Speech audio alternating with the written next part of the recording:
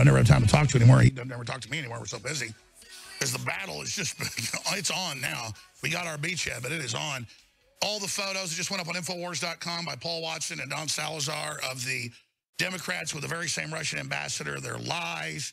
We knew Trump made a mistake getting rid of Flynn, blood in the water. I'm not bashing the president, but wow. The traitorous activity is absolutely insane. And then Trump is just delivering so hard on his promises. But I believe he needs to take the gloves off. The new report out from Fox News confirming that $3 billion was transferred illegally by the Justice Department from fines they got from banks and given to social justice warrior groups. Huckabee says they got to arrest people. They want to make Sessions look embattled so he doesn't have the authority to go after him. That's why I kept saying they're going to cook up Sessions scandals. Weeks ago with you on air, I said he must strike now. And I don't know what the hell's going on. I know Trump's delivering on the economy, which they want to stall, almost $3 trillion in the stock market. So Trump's great on those fronts. But look, when you're being attacked by globalist enemies, he's got to take the gloves off. Roger Stone, what do you think?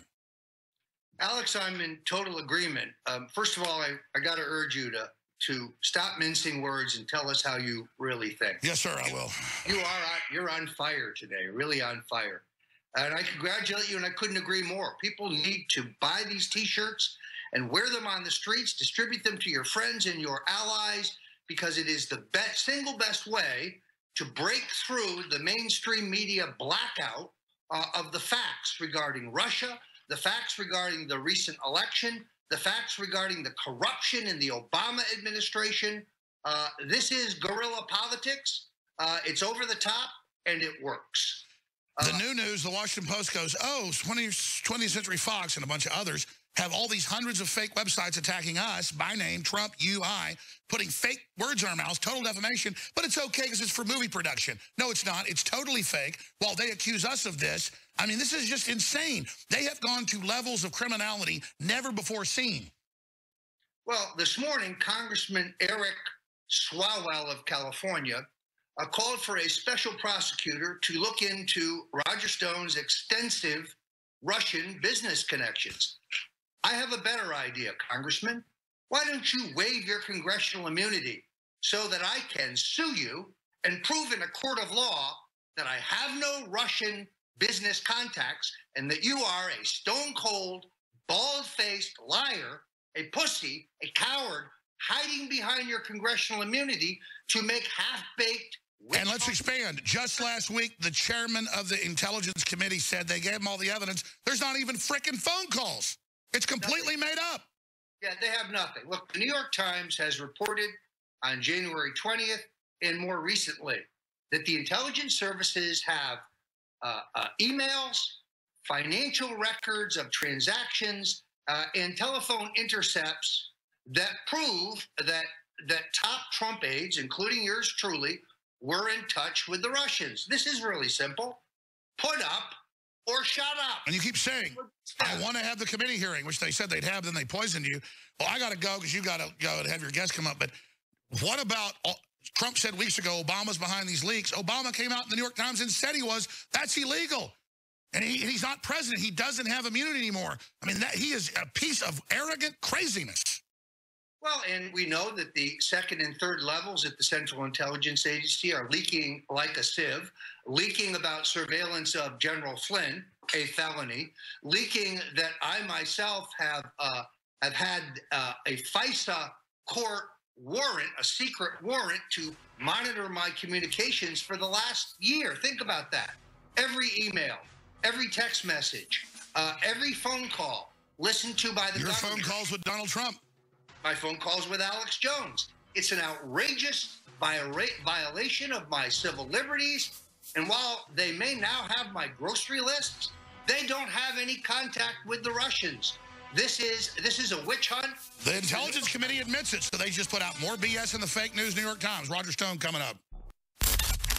Let's talk a little bit about the military-industrial complex, because we've had some news happen in the last couple of days. Of course, we've had a very unusual trip by John McCain, who has traveled secretly to Syria to meet with so-called moderate rebels there, these people who have been getting weapons sent to them. And, of course, the government, the CIA, is arming these rebels in Syria. We're arming ISIS, and it stopped for the first month while he was there. You think that's going to change now?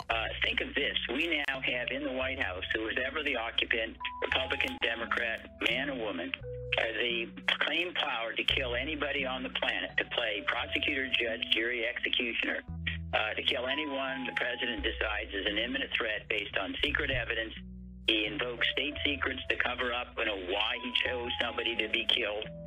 There's no oversight by Congress. So we have now endowed the presidency with more power than King George III. I mean, he's virtual God.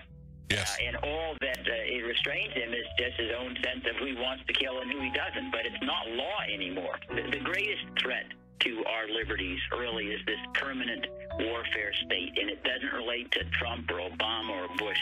We've been in this state really ever since Eisenhower warned, in 1961 about this military-industrial counterterrorism complex, and we need to go back to the framers. We want invincible self-defense. We're spending, trillions of dollars on trying to defend other people that control the whole world.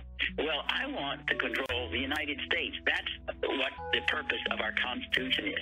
Not to make the world safe for democracy, to make the United States safe for liberty. That's what our goal is. And we have to shut down this idea that somehow our greatness is dependent upon how many other people we can tell how they ought to live their lives. Doesn't mean we should blind ourselves. It doesn't mean that we shouldn't arm ourselves in self-defense to retaliate if anyone has the audacity to attack us.